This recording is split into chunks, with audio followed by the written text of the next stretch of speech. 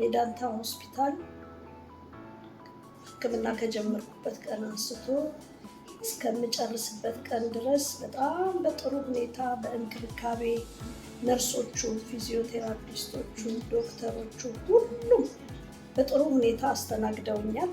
ስለ እውነት እኔ እንደዚህ አይነት ሕክምና እንደዚህ አይነት ሆስፒታል አይቼ አላውቅም።